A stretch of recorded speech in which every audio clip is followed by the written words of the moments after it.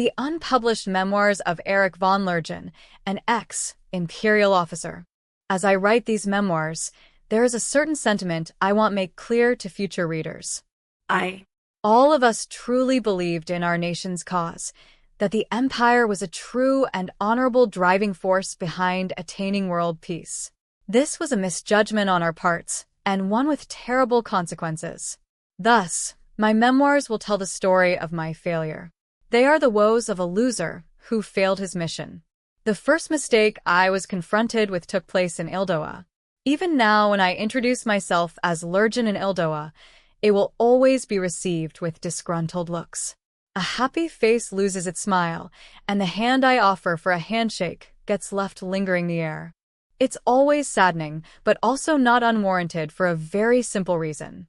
You see, the name Lergen carries the same meaning as the word crook here. And as much as it pains me to say this, I can fully understand why. It was unavoidable, really, what happened during the war.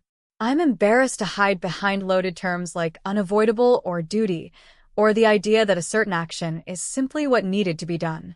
My only wish in writing this is to leave a sincere historical record, and if there ever is a historian eccentric enough to hold interest in these ramblings, then perhaps they will get something out of what I'm writing today.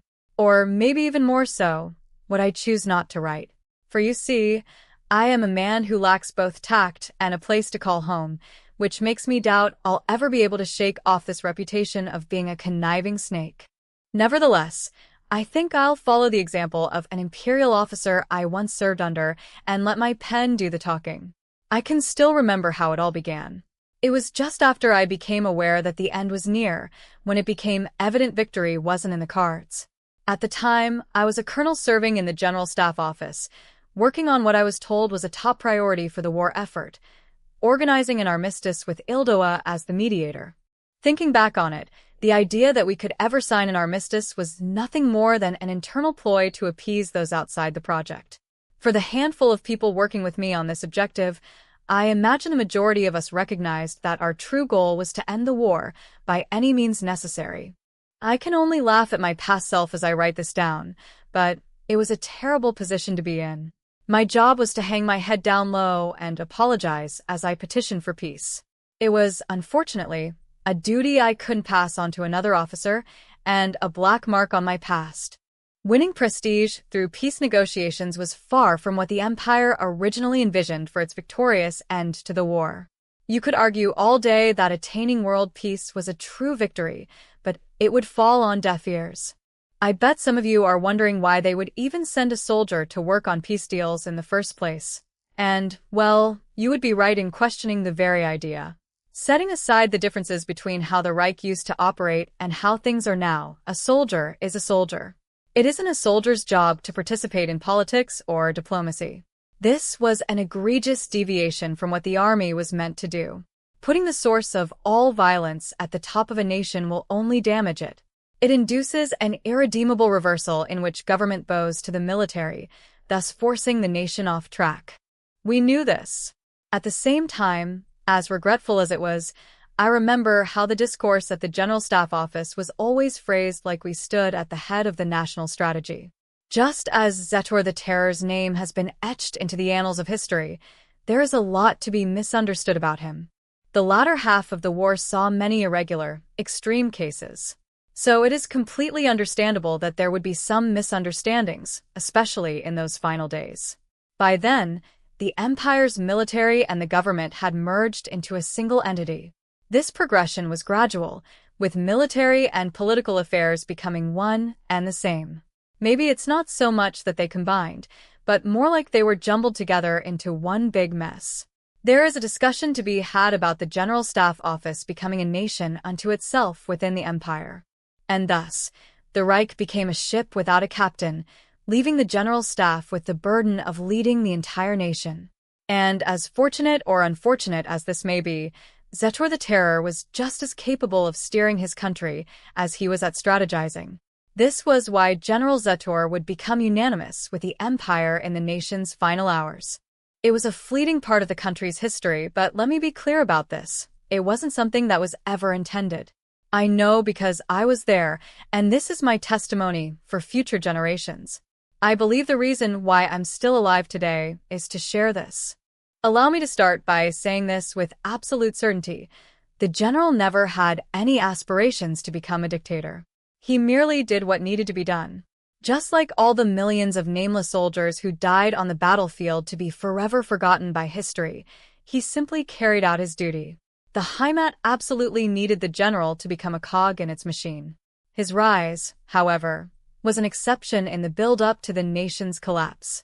Even until just before the empire declared bankruptcy, the majority of us soldiers hadn't even imagined that the military was in a position to lead foreign policy. Certainly, most people would question, why a soldier of all people? Which was how I also reacted at first. A soldier's job is to fight for their nation. The empire's army and its soldiers were like Reichsfists. We senior staff officers definitely never thought of ourselves as its brain, though we were occasionally accused of doing so. We were often ridiculed as a bunch of arrogant office workers with our legs kicked up on our desks, but it was the opposite, really.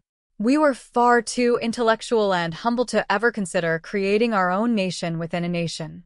But, as I said, I must recognize that this was an exception. I was the very soldier who had the unfortunate fate of being haplessly dragged into the plot to end the war, a task that would make every Ildoan consider me a vile spider to this day. Anyway, my prologue has dragged on for far too long. I'm sure my readers wish to learn the answer to the initial question, why would an imperial soldier ever conduct diplomatic negotiations to end the war? You'll have to forgive my roundaboutness, something unbecoming of a senior staff officer. I was never one to discuss history. I should start by giving a detailed description of the chain of events that led up to this. The simplest answer is that there was no one else who could do what we did. The only organization in the empire that could conceptualize our nation's defeat was the General Staff Office's inner circle, because they stood at the very heart of the army. Please take a moment to remember that up until the war, the empire had never known defeat. This conclusive difference from the present, however small it may seem, held the empire back at the time. Setting aside the countless losses on the battlefield, a cause for rivers of tears at the General Staff Office, we always found a way to win the war in the end. It was what defined the Reich of old. The empire had a powerful army, the most powerful army in the world. All diplomacy was with its military and economic might. Our formidability as a superpower was what did the talking for us. I imagine it's probably difficult for the younger generation to picture this. The Reich today is a husk of what it used to be. It's only natural for people to learn from their mistakes, though. Those who survived the Reich accepted that it lost the war. But that certainly wasn't the case back then.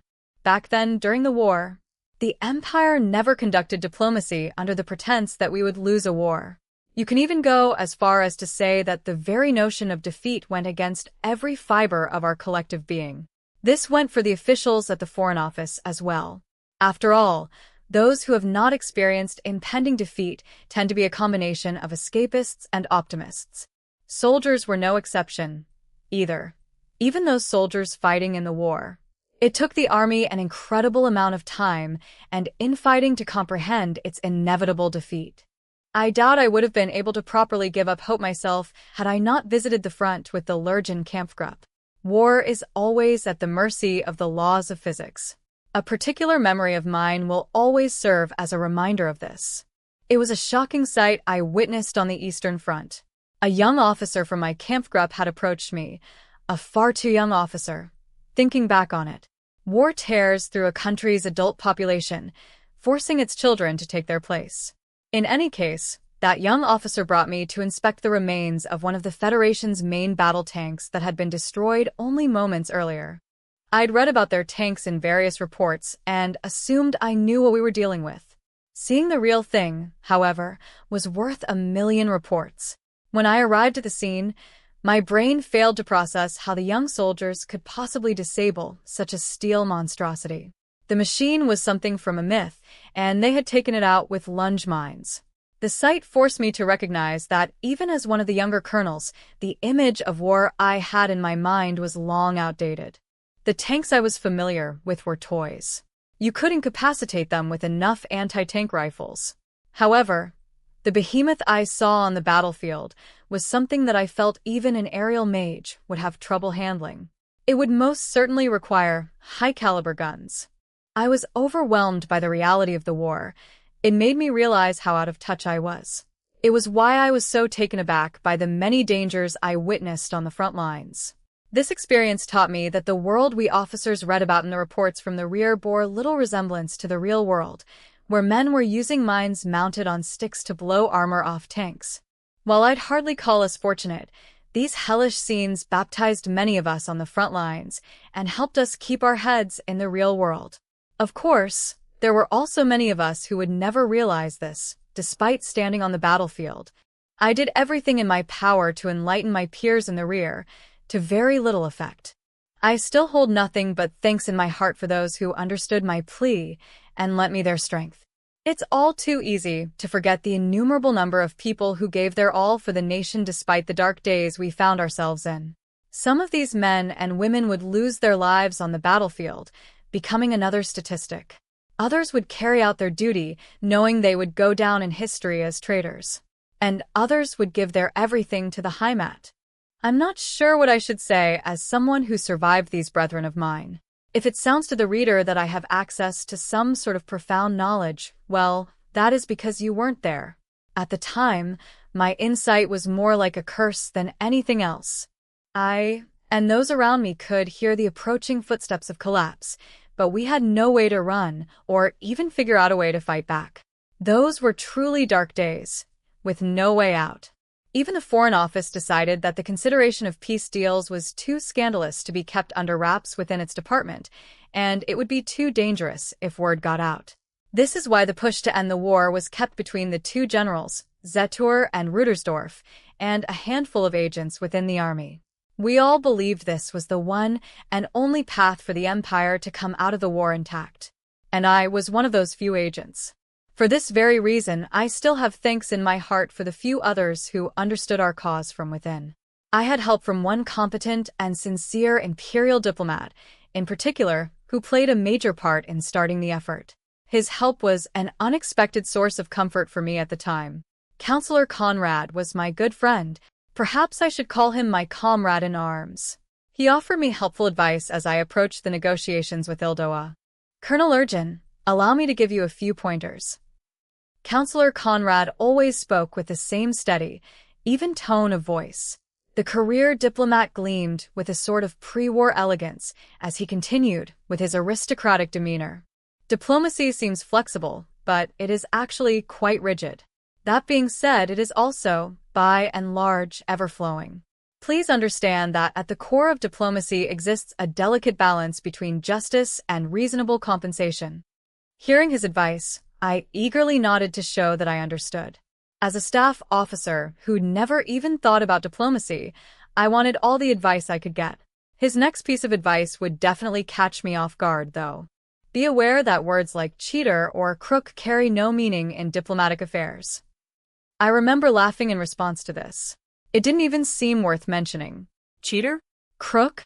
Those two words had been erased from my dictionary and replaced with the word necessity long ago. This much seemed obvious enough to me. Being inexperienced in all things political, this was the last thing on the mind of a staff officer who shouldered the fate of possibly losing the Reich and Heimat. I asked for more advice, and Counselor Conrad obliged with a knowing look. I want you to use everything in your arsenal to find that balance I mentioned. I then asked him how far I should go, at which the career diplomat barked a bold laugh. When I say everything, I mean everything. Lying? Cheating? Deception? None of it matters. In terms of creating something from nothing, diplomacy it's like alchemy in a way. I tried to draw a parallel between that idea and General Zetor's trickery on the Eastern Front, but my analogy was shot down instantly. War is the exception. Diplomacy is the norm. As long as our country exists, we must negotiate with the rest of the world's nations. Schemes and tricks can be convenient, but they are just seasoning. The most important ingredient is trust. Well, now you're contradicting yourself. I laughed with him. He was suggesting doing everything in my power while prizing trust. This was a strange concept that felt incompatible to me, but he was dead serious. It's a matter of priorities. As trust is of the utmost importance, you must do whatever it takes to gain their trust. Throw whatever you need at them, be it a person or a thing, mix it into the pot, and serve them. The diplomat spoke about trust like it was an ingredient. While I thought it was a somewhat inhumane way to phrase things, I nodded in agreement. I understood that trust was the weapon I would need to fight the battle of diplomacy. If this was what I needed to arm myself with, then I would prepare as much as possible. A good conscience would stop most people from using trust as a weapon, but unfortunately, a good conscience is often betrayed by the needs of reality. One thing was clear.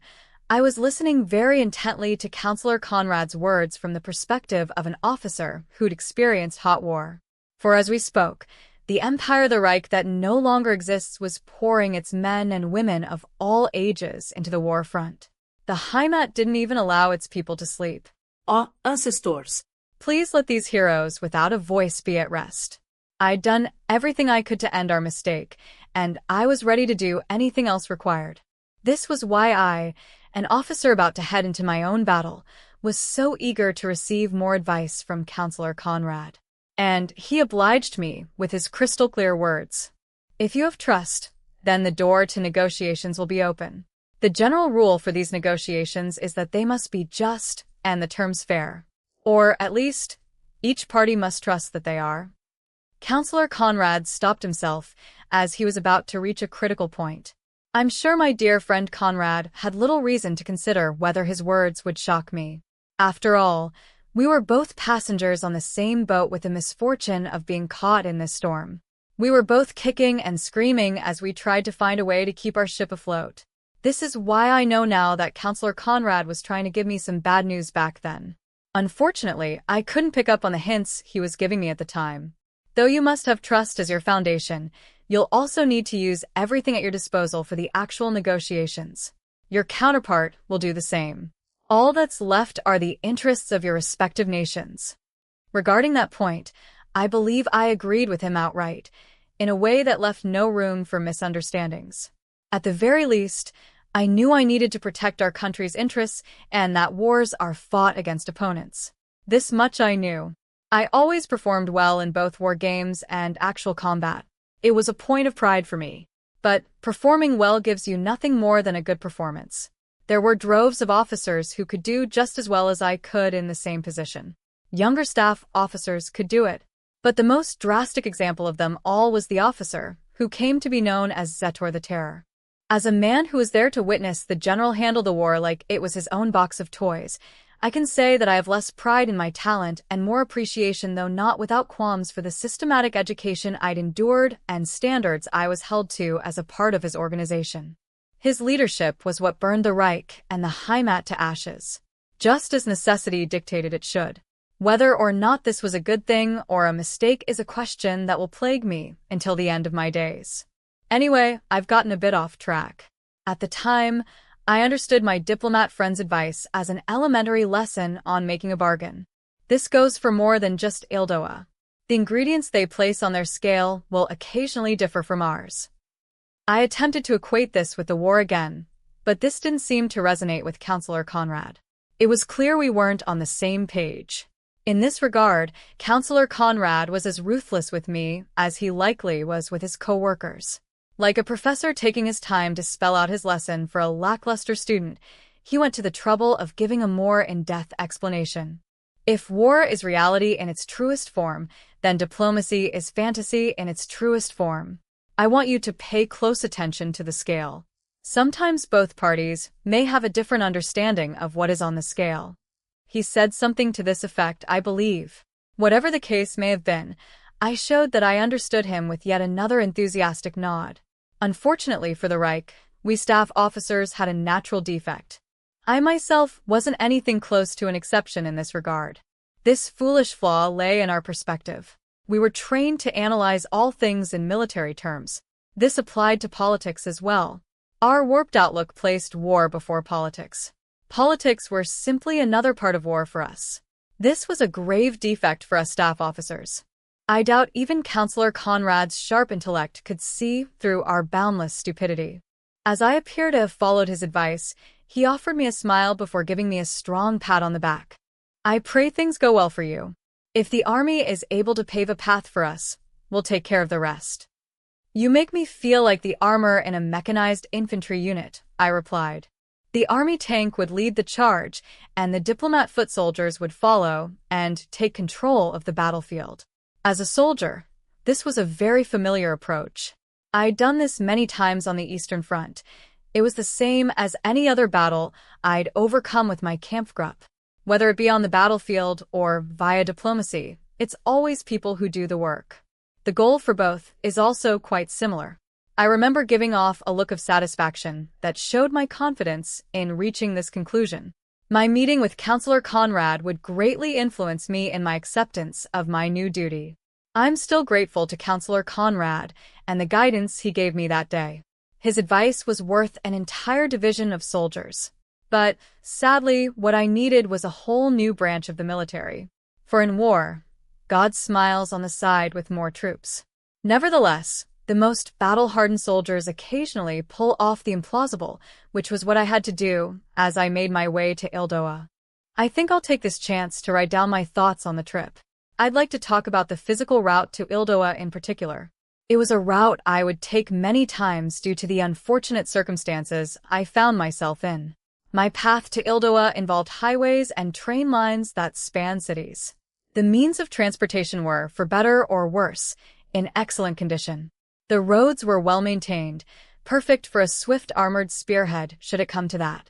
However, it's hard to describe the trip as one that could be unconditionally enjoyed.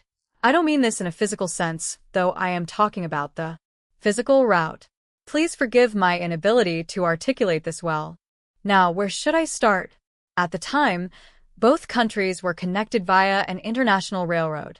The swaying of the train on either side of the border was an unfortunate reminder of each country's state. The railroad on the Empire's side was a shaky, wobbly mess, while the pleasant sway on the Ildoan side proved to be quite comfy. The difference was obvious as soon as the train crossed the border. It was the kind of trip that took your melancholy and turned it into a deep depression. Before the war, the Empire was proud of its railroads, which were far superior to Ildoa's. This glaring change alone was enough to make a young patriot feel sick. And once the train emerged from the mountain range that separated the two countries, what awaited on the other side was a whole new world, a world with bright, bright lights. I know that sounds strange, but I would like for you to understand that at the time, Ildoa had remained largely unaffected by the war. Thus, their population continued to sing the song of peace. This reality could be witnessed no matter where I went. The sun, its people, the city lights this country just south of the Empire was so dazzling in so many different ways. The streets were open, there were no inspections, and what's more, you were free to drive around in your own car.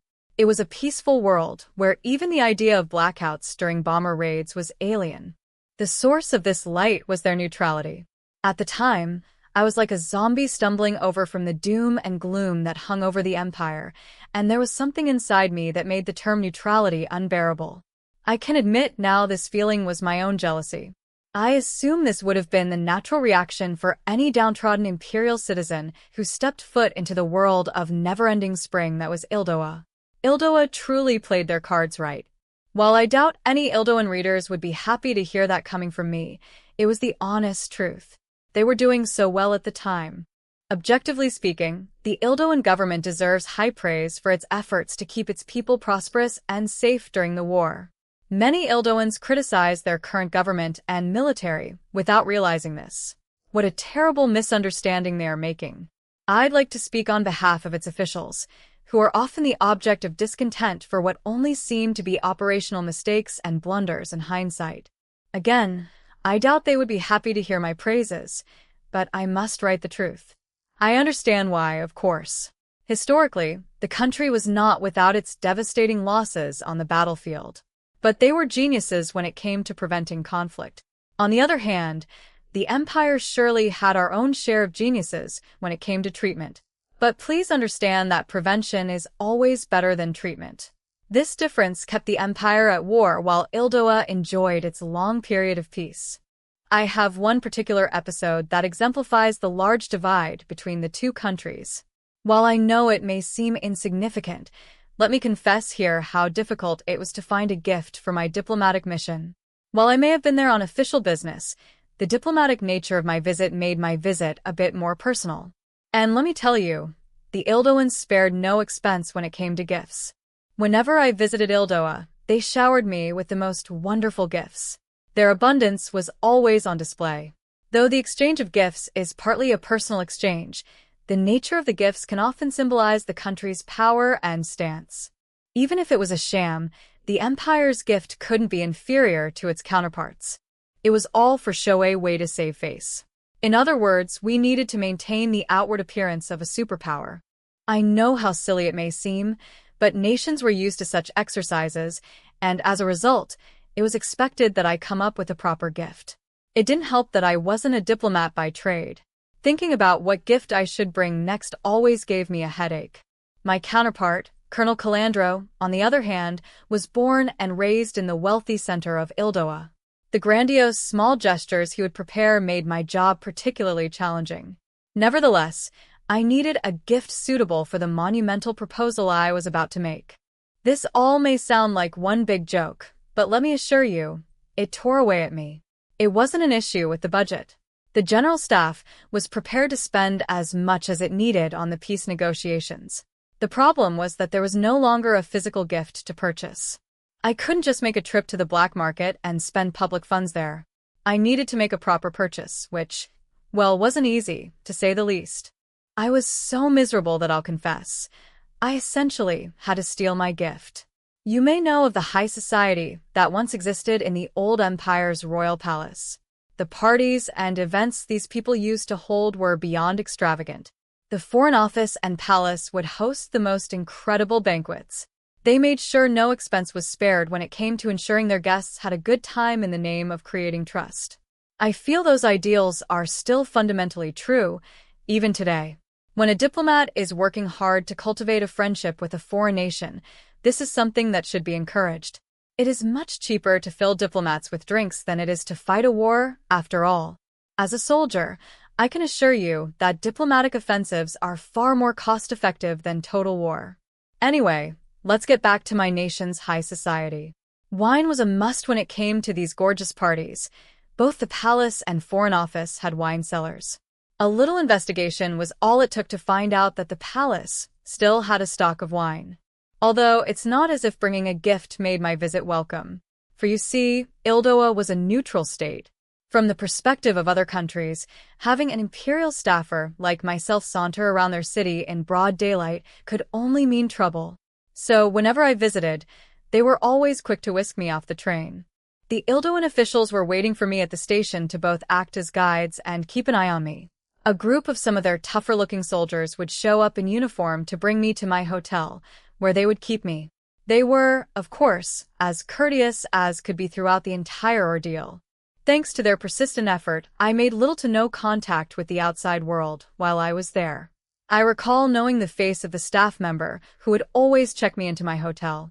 I'm reasonably sure they were an intelligence operative for the Royal Ildoan Army. They were also insistent about having me use their room service. It's not as if I was particularly interested in mingling with the other hotel guests in the dining hall, but it was exceedingly easy to tell how much they didn't want me to. All this being said, I could have easily ignored their desires. I was an imperial citizen, and Ildoa was our ally. Though they were neutral, there was no law forbidding a citizen of an allied nation from walking through the city streets. But I was compelled to comply. I needed them to cooperate with me, and acting up wasn't going to help. I should also mention that perhaps in an effort to keep me entertained in my hotel room and away from public eyes, Colonel Calandro was always very quick to visit me. That day was no exception. I had checked into my hotel just past midday, and it was just as I was about to place my bag down after reaching my room when the Ildoan security told me that Colonel Calandro was here to see me. Soon after, I heard my old friend's firm knock. The Ildoan soldier peeked his gruff face through the door, and I can still remember the weight of the first words that left his lips. Let me tell you, Igor Gassman is shaking in his boots. He's afraid of more trouble. Although this sounded like a friendly jest, it was very evident he said it to keep me in check. Sadly, I could only brush off the remark and approach him for a handshake. The two of us smiled as we exchanged a firm shake. My apologies to General Gassman, but I'm hoping we'll be able to work closely together from here on out. I think he was a bit surprised by my quip, but evidently, I had a knack for these kinds of exchanges. I always wanted to solve issues without creating new problems. I once had an instructor place on my evaluation that I was of an average demeanor, though I'm not sure if that was a good or bad thing for a staff officer. Whichever the case may be, I managed to catch the Ildoan soldier off guard. I'm surprised. You almost sound like a diplomat. There it was praise. Diplomacy is all about verbal tactics. You want to praise someone while also taking them by surprise. But you're a soldier, And a staff officer at that. I'm sure you must be somewhat upset about getting involved with diplomatic affairs. I could hardly believe it myself, considering my past. I nodded in embarrassment, recalling once boasting that soldiers were soldiers and not diplomats, to the very man before me. I'm still a soldier, Colonel Calandro. Of course. But alas, my country needs me here. We finished exchanging what I guess you could call our salutations. Or, more aptly, an exchange of irony meant to keep each other in check. It all seemed so roundabout to me, and it seemed like I wasn't the only one who felt that way. Colonel Calandro was also a soldier, and one who preferred speaking plainly at that. That was why he jumped right into that day's topic. I hear you come with an important matter. I had alerted the Ildoan military stationed in the Empire beforehand that I would be visiting with a critical proposal. We general staff officers have a penchant for doing things by the book, for better or worse. It's always ideal to progress plans on the rails that have been laid out for them. The main issue is whether or not the rails follow the same track as the plan. Let's be frank. What are the terms you've prepared? Colonel Calandro's expression was dreadfully serious as he asked this, which is why I assumed the odds were in my favor. With utmost confidence, I shared the terms I'd squeezed out of the Imperial Army and General Staff, as if I were slamming a series of trump cards onto the table. There are 3 key points: no reparations, no annexation, and the self-determination of peoples. This was the limit of what the Empire could accept. In fact, it heavily tested those limits. These terms were one whole step beyond what most would consider fair within the Empire. Many of my peers in the General Staff Office considered the proposal to be dangerously pacifist. It would have caused mayhem throughout the Empire if these terms had leaked before the final plan was put together. I had to make a conscious effort to keep my voice from wavering. I almost felt like my work there was done as soon as I finished saying the sentence. It felt oddly refreshing, and my Ildoan counterpart's expression seemed pretty good from where I was standing. At that moment, I had a bit of hope. That's a mighty big proposal coming from the Empire in its current state. But, I'm sorry, you're telling me this is the tentative plan for your negotiations. There was a stark color of surprise in Colonel Calandro's expression. I thought this was a good sign. I had interpreted this as him understanding the Empire's earnestness and willingness to make concessions. I believe it should be more than enough for your country to mediate peace across the continent. It was a proposal to end the war. Something everyone at the time dreamed of, and it could finally come true.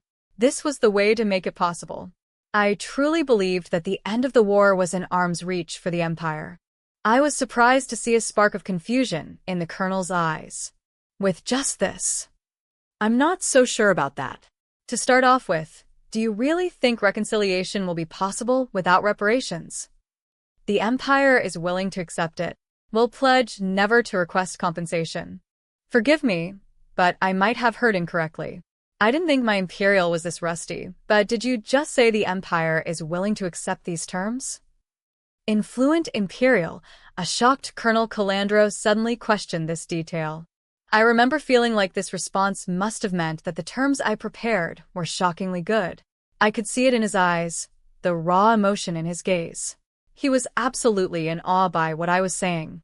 I thought to myself, he probably never saw this coming, not in a million years. I knew I needed to capitalize on the moment as I gave him the firmest of nods. It was our chance to pave a path to peace. I won't lie. In that moment, I had a strong, fleeting hope that this would work out. That is correct. We're ready to accept this across the board. We won't demand reparations or annex any of the land we've occupied. We'll leave it to the people to decide which nation they want to join with a vote.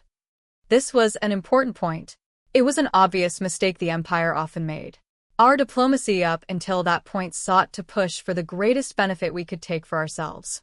What we needed to do this time was decide on a bare minimum and make sure that we got it. This was why I thought the confused look on Colonel Calandro's face affirmed my belief that these negotiations would bear fruit. I am sorry, Colonel Lergen. Let me ask this one more time. Allow me to be overly clear with my questions so as to avoid any misunderstanding. Of course. Perfect, he said before explaining his question. The reparations you're proposing are not a rejection of the Empire's willingness to pay reparations, but an assertion that the Empire will not pay them? Though it was an informal meeting, I had laid out the absolute best terms with which the Imperial Army was willing to let us bargain. But for whatever reason, Colonel Calandro wasn't capable of understanding this. What was going on? That's right. Wait. Why are you asking something like that? So, your country has no intentions of paying reparations? He asked me this with a troubled look, and I couldn't process it. I think I probably just stared blankly at him. What he had just asked was beyond my realm of comprehension. The moment the meaning of his words eventually sank in, I stared right at him and finally spoke in disbelief. Us? Pay reparations. Colonel Lergen. I need to ask if you're being serious with me here. I would never joke about something as important as this. As an imperial citizen who prays only for peace, I believe I have come up with the best plan we can offer. We gave each other a good look, and both of us noticed the confusion in the other's eyes. Something was very wrong. I wanted to shout at him how ludicrous it was to even entertain the mere notion of the Empire paying reparations. In fact, we were fully in our rights to demand them. The Entente Alliance and Francois Republic had started the war. The Empire was merely defending itself. We had only been pursuing victory in a defensive war. Ildoa, however, didn't see it the same way as the Empire. You can't be serious. You want to end the war by demanding exemption from compensating the other nations. What's not to understand? I exclaimed with an unintended overzealousness. We're saying that we won't charge them. Do you have any idea how much of a compromise this is? And yet it isn't enough? Yes. And what's this about foregoing annexation? We're going to forfeit our right to the territories we've acquired. We intend to show the Reich has no desire to conquer new land. It was a simple concept. Definitely not something that could be misconstrued. Or so I thought. This was why I started to feel frustrated about how much we seemed to be talking past each other. So, you're going to abandon the contested territories? And not give up any of your own? If there is a need, we can have the people decide. But that is only for the territories we acquired from the war. I should probably admit here that I was confused and scared in that moment. I tried raising my voice, but I'm sure my tone lacked any power or impact. We were talking past each other, and on topics that were the crux of the negotiations, no less. Excuse me, but are you saying this after what happened in ERICH? Do you know how many anti-imperial separatists are still there today? It isn't as if we did anything illegal there. And for the so-called self-determination of peoples, by this do you mean you want the people who live in the territories to decide which nation they want to be a part of? That is correct. Is there something wrong with that? I remember thinking this as we exchanged those words. There was nobody in the Empire who could have predicted a conversation like this would ever happen. The fact was, I personally never foresaw this coming. I figured the Ildoans would either be happy to help end the war or betray us for their own gain, one of the two. Anything beyond that was beyond my and the Empire's wildest imaginations. Unlike what I'd planned for, the Ildoan colonel reacted with confusion. Colonel Calandro extended a hand to a pitcher on his desk and, with a heavy sigh, poured himself a glass of water. After a bit of rehydration, he then reached for a cigar before stopping himself. Colonel LERGEN, let's tone the formality down a notch and really talk with each other here. We're both soldiers. I think we can afford to be a bit more candid. As he asked me to be franker with him, he held out a pack of military cigarettes. I remember it being the official brand of cigarettes used by the Ildoan army. I took one out of the box and wedged it between my lips. We then both took out our lighters and lit our cigarettes. The two of us, both utterly exhausted, took a smoke break together. A smell filled the room, not the elegant fragrance you'd expect in a diplomatic space. As I filled my lungs with the fragrance that I was all too painfully familiar with, Colonel Calandro took on an even more severe gaze as he spoke to me. I want to talk to you as a fellow soldier, not as a diplomat. But of course, let's clear the air. Precisely. Colonel Calandro nodded with his cigarette in his mouth. I feel like there's a gap in our understanding of the situation. I'm sorry to say this so many times, but if this is all some sort of cruel joke you are trying to make, I'd really prefer you'd be more direct with me. What do you say? He asked with inquisitive eyes. As a staff officer, this request was deeply confusing. Both personally and as a soldier, I believe I'm speaking with you in as simple terms as possible. I was nothing but sincere with him. There were no lines to read between. It was all laid out on the table as clear as day. There was nothing about the proposal that could possibly be cause for confusion. The Empire wanted peace, and the General Staff of the Imperial Army wanted to dispel any notion to the contrary. We are seriously proposing that there should be no reparations paid and no annexation of territories, and that the populations in contested areas should be given the right to self-determination. I hope you can see the Empire's sincerity in our proposal. So this is a proposal that outlines the extent to which the Empire is willing to concede.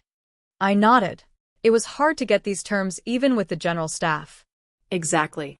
We won't ask for reparations, nor will we occupy our territories. What's more, we'll leave the determination of our colonies to their people. We're willing and prepared to do all of this. It wasn't a joke or some sort of bargaining ploy. The Empire was willing to concede far more than it should, considering how much of a fight we had put up at the time. This accurately reflected the sentiment of our people. So that's how you all see it. The exhaustion in Colonel Calandro's face reached new heights as he lamented to himself. He then peered up to the ceiling as if the words he was searching for were hidden up there. It was a crude gesture, considering how elegant he always was. But I will never be as shocked as when I heard what he said next. The nations of the world will view this proposal as an insult. I responded immediately. In what way? You're not going to pay for damages or give up any land, and to top it all off, this will spark new problems in the contested regions. From the perspective of your enemies, your offer reads like you're making a mockery of them. I'm sorry, Colonel LERGEN, but did you really not predict this outcome? I couldn't believe my ears. In fact, it was even worse than not believing. My brain couldn't process his assertion. My apologies, Colonel LERGEN. I can tell by the look on your face that you haven't even considered the idea. Was all I could eke out before going silent and waiting for him to point out the cruel truth. For the Empire, this asking for peace may be humiliating, but from an outsider's perspective, your thinking is beyond arrogant. There's a serious difference between how your country operates and the rest of the world. In an attempt to keep my expression from stiffening too much, I adjusted my glasses. As I did so, I came up with a theory that we were in fact living in two different worlds. But these are our principles. The now evident misunderstanding wasn't something any imperial citizen could digest. Totally opposed perspectives were colliding, producing friction. Our worlds were perceived through different lenses. The paradigms under which we operated weren't even in the same dimension. The Empire thought of itself as the victim. The rest of the world, however, saw itself in the same light. From the Empire's perspective, this was wholly contradictory. They were the ones who started this war. It was the Entente Alliance, the Francois Republic, and the Commonwealth. I resented them. Thus, I shouted back my retort. But, Colonel Calandro, you know as well as I do that the Empire did nothing more than defend itself in a war we never started. This was how the Empire understood the war. My rage wasn't met with the same opinion. The Ildoan gave a deep nod before showing a wry smile as he took up a second cigar. His gestures showed that, from a diplomatic standpoint, although he understood my plea, he didn't agree. If you want to talk about what you believe is right, why not take a trip to the nearest university and discuss it with a professor? His metaphor was painfully clear. In an instant, I realized the discussion on what was right and fair held no water when it came to negotiations. I remember what I asked next. Tormented by the realization that my efforts were futile, I posed a question to the colonel. How would you resolve a fight between children? What was the price the Empire would have to pay for peace? I asked him this, and Colonel Calandro wearily took the role of substitute teacher to kindly teach me. Thinking back on it, I'm sure it was awkward for him, but I was in no place to worry about the details. I was desperate. I needed to find a way out of this war for the Empire. And I didn't want to throw away the idea of reconciliation. With these thoughts in my head, I waited earnestly as I implored Colonel Calandro for an answer. But unfortunately for me, my counterpart was an honest man. I can still remember what he said, even to this day. If we're going to be straight with each other, the Empire needs to give up on victory on both the diplomatic and war fronts for it to be a fair trade. Your enemies will need an abundantly just reason if they're going to throw down their weapons. Fair and just. Counselor Conrad referred to these two concepts as the cardinal rules of diplomacy. Never before had raw logic felt so miserable. I felt dizzy, which made me bring my hands to my head as I forced myself to listen to his explanation. It almost sounded like a cruel joke. The Empire is going to have to compensate its enemies. It's hard for me to say this, but I believe some land will have to be given up as well. Do you mean an exchange of land and international demilitarization? It will be a unilateral exchange. I believe only the Empire will be required to make these concessions. I asked the question as a probing shot, but was met with overwhelming return fire. There was no room for compromise at this point. You're saying we'll have to not only pay reparations, but give our enemies land even though we didn't lose the war? Does that not stray a bit from the concept of a fair trade? Is this what you consider fair in the kingdom of Ildoa? Of course, as your ally, we'll do everything in our power to negotiate better terms for the Empire. He flashed me a smile. Right, that was the instant I'd mostly given up. I knew it was an empty promise. Though, I suppose we were the ones who brought an empty offer of no value. I realized there was no hidden key in the Empire's coffers that could open the door to peace. It made me shake. I was disgusted by it all. I'm sorry. Give me a moment to think. I said this before allowing myself to pour a glass of water this time, which I promptly drained completely. I was at my wit's end. It was almost strange how thirsty I was. I was the type of soldier who used to hold diplomats in contempt for failing to do their jobs. I understand now that I was terribly mistaken. I imagine the majority of them were also patriots who dutifully did their best despite knowing their efforts would never bear fruit. They were the same as us. All that work we'd put into this, and there was no guarantee we would like the results. To avoid collapse, we sought tactical victory after tactical victory, which amounted to nothing more than delaying the strategic defeat that awaited us. For most people who found themselves on the battlefield, this meant losing their lives. The youth shouldered the future of the fatherland. They were the only hope for any light to shine on our nation. Despite everything at stake, so much depended on us maintaining the status quo. It was then I decided to place my bet on a single possibility. I figured that as we were all soldiers, surely we shared the same perspective. Is it impossible for two warring countries to unite, even in the name of peace? I was a novice diplomat, and this was my plea to meet halfway with my enemies. I could never say such a thing now. As sad as it may be, such sentiment holds no value in the world of ruthless international geopolitics. It's an idea only the wildest of dreamers who are out of touch with reality would entertain. And my Ildoan friend, who was far more adept in politics than I was, responded to my question with sympathetic eyes. Colonel LERGEN, you're an honest soldier. So, allow me to share my personal opinion with you. Your opinion means a lot to me. His tone, eyes, and most of all, sincerity. I could tell he was speaking from the heart. He wanted to be humane, without overstepping an professional boundary. Which was why I knew what he said next would destroy any last hope I had in my search for peace. Understand that the Empire will need to make much more painful concessions if they want these negotiations ever to happen. Your enemies are stubborn. You say that like the Empire will be the only one to make any concessions. No, not quite, the colonel said. I wonder if he was smiling out of kindness. My sincere counterpart, seeing that he failed to convey his point in polite terms, was much more direct. They want to bring an end to the empire. That is their honest wish. I remember the anger that filled me. So not only are the greatest concessions we can bear an insult to them, but you think they want nothing more than for us to die on our knees, begging for our lives. Colonel Calandro immediately shook his head, as if I were mistaken. I don't know if they'll take it that far. There's no need to be hasty. I remember him trying to calm me down. But how could he be so calm? How could he say something so shocking, so nonchalantly? And for all intents and purposes, you'll treat the empire as the loser of the war? There was only one answer to this question.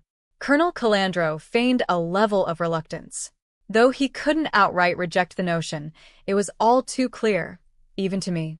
Ildoa is nothing more than a mediator. All I can say is, we can't mediate for the empire if they aren't willing to accept the necessary concessions.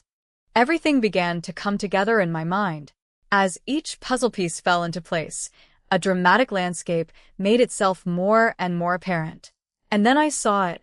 The puzzle was of a war we could not win. We weren't even fighting the war the right way. The empire didn't even realize this until a soldier met with a mediator. I know you could hardly call diplomacy a victory, but I still saw myself as an honorable warrior for the empire. The idea of defeat was confusing to me. In fact, I can't be sure I even accepted it when it first dawned on me. And our esteemed opponents had absolutely no intention of letting the empire get away with any semblance of honor in this defeat. That was where their minds were while we were still dreaming of a way to end this. Was it not funny? I was as arrogant an imperial officer as they came. I was so obsessed with abhorring anything dishonorable and carrying out my duty that I lost sight of reality. And oh, how painful reuniting with reality indeed was. In comparison, facing the miserable destiny of the fatherland almost seemed insignificant. Or so I thought to myself as my vision blurred. The next thing I knew, I was crossing the border on my way home via the International Railway. A big thud of the train was what brought me out of my stupor. To me, the rattling of the train sounded more like the cracking of my nation's crumbling foundation. I couldn't bring myself to deny this, or anything I'd been told that day, which made for a lonely ride.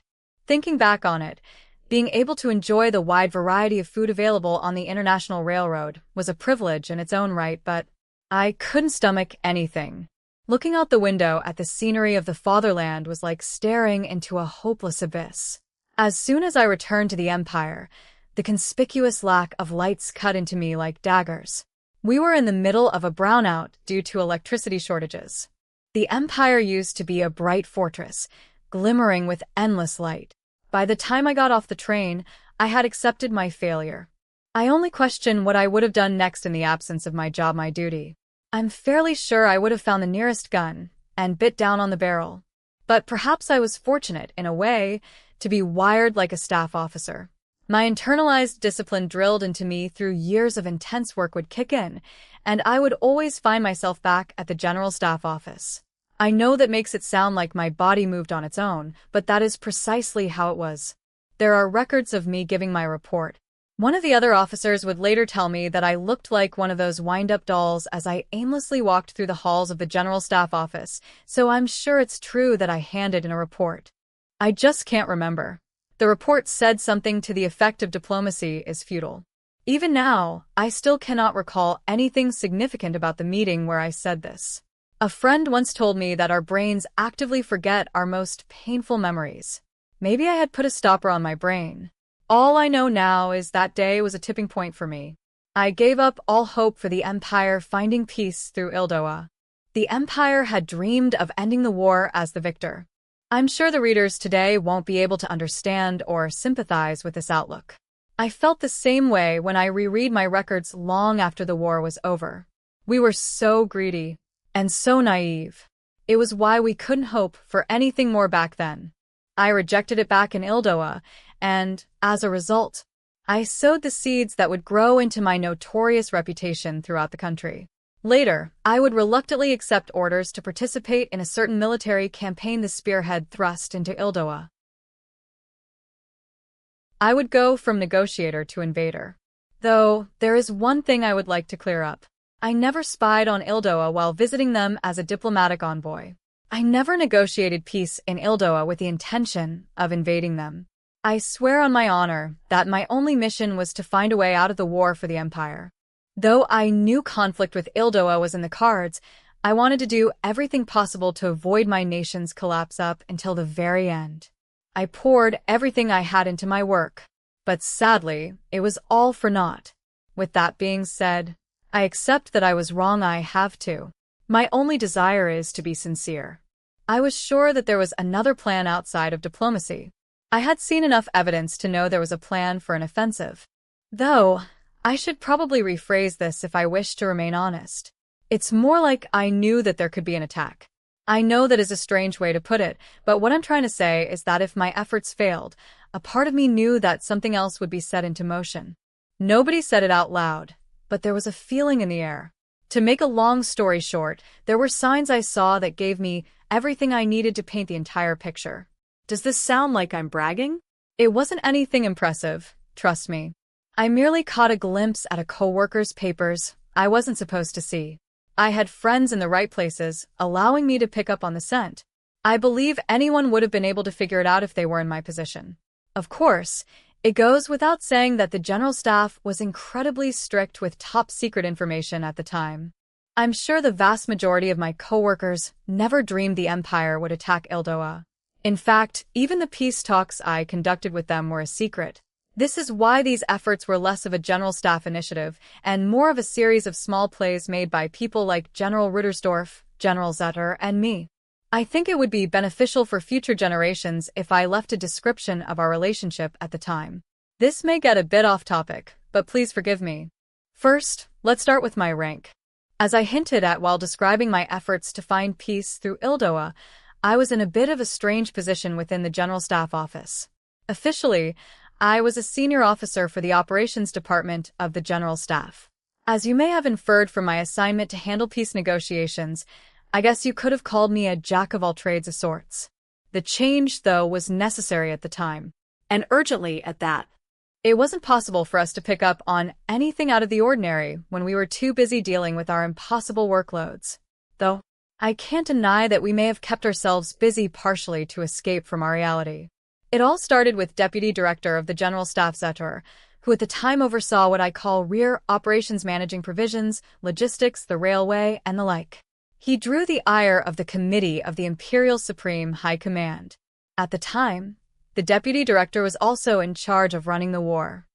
His unique ability to observe and compare the conditions on the front lines and back home was likely made possible by his position. But regardless of his position, at the time, General had the incredible insight to make a case for the Empire's dismal prospects for victory. Just as history suggests, anyone with the title, the Great, added to their name, tends to know the way. Still, we also need to remember the story about Cassandra of Troy. She was never praised for the true prophecies she shared with her people. Sadly, the inclination to shoot the messenger is universal. Man's desire to cover their ears at the mention of bad news is often a simple denial of reality. In this way, General Zetor was shunned for sharing an undesirable truth with the Empire. As a result, he was sent to inspect the Eastern Front, which was essentially his dismissal. Many of my readers will know that this was when the general would later re-emerge as a strategist. But at the time, he was the Deputy Director of the General Staff. Essentially, he was nothing more than a vital cog in the machine, but his very importance was what crushed the surrounding cogs. But I digress. To get back on topic, at some point my subordinate Lieutenant Colonel Ugger and I accidentally stumbled upon a planned offensive on Ildoa. I've had people ask me why I didn't stop the attack. Unfortunately, that wasn't possible. Lieutenant Colonel Ugger and I had been sharing information in secret, and he approached me when the gears had already been set into motion. He came to my office that day by setting up an urgent meeting under a different name, with a look of despair marring his face. "Colonel, I've done everything I could to delay this, but we don't have much more time. In fact, we're moments away from deploying." Deploying? To Ildoa? We were already surrounded on 4 different fronts, and we were going to add another? I think most sane soldiers would throw down their weapons right then and there. And yet, the Imperial Army General Staff, the holy temple of military logic, was willing to go against the principles of war to seize the initiative. I bet our ancestors were rolling in their graves. Lieutenant Colonel Ugger sat with me as we quietly smoked our cigars, looking at the calendar. Considering the time of year and the weather, we knew we didn't have much time. How are the reconciliations coming? We can't agree on fair terms. Lieutenant Colonel Ugger looked puzzled, so I told him the truth. They want us to surrender. Pardon me, but isn't that what we are trying to do? Theoretically, yes. Unfortunately, this was the same question I had when I spoke with Colonel Calandro. Isn't that why you brought your proposal with all those concessions? I want you to try and imagine what I thought when I heard Lieutenant Colonel Ugger ask me this. I didn't know if I should laugh and agree with him, or shake my head and cry. All I could do was chuckle bitterly to myself. I wanted to apologize to Lieutenant Colonel Ugger, whose expression darkened as he watched me in confusion. Though I hesitated about whether or not I should tell him the truth, the remnants of my long-broken conscience told me it was the right thing to do. Why? Because Lieutenant Colonel Ugger was a person, too. He deserved to know. Something told me that he was different. He wasn't the same as me. I'm sure there was a vast gulf between an officer who retained his humanity and a general staff officer who had become a cog in the war machine. Nevertheless, my duty dictated that I should tell him the truth. Colonel, before I give you the unfortunate news, I'd like for you to take a seat. I need you to relax and settle in. I was trying to prep him for the bad news. Lieutenant Colonel Ugger picked up on this and followed my request by lowering himself into his chair before taking a deep breath. I then found the best cigars I could, and we smoked them before I shared the results of my meeting in Ildoa with my respectable friend Colonel Calandro. I did my best to keep my emotions under control as I spoke. Colonel Ugger, what we think are concessions apparently come off as demands to the enemy. They even see them as an insult. They want the Empire, the Reich, to fall. They have no intention of settling the war with negotiations. What they want is for us to simply get on our hands and knees and beg for forgiveness. I remember the utter shock on his face once he heard this, even today, all these years after the war. How could I forget? It was a beautifully dark blend of despair, resignation, and anger. I'm sure the face he made when he became aware of the Reich's fate was the same face I made during my meeting with Colonel Calandro.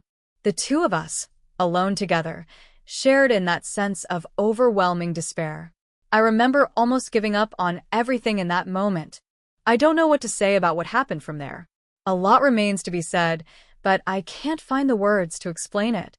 There are also a great many things that should never be said again. I wonder how historians will judge us. That's not something this old man will ever know. I'm just what's left of my many outstanding peers and comrades in arms. I'm sure my day of judgment will come.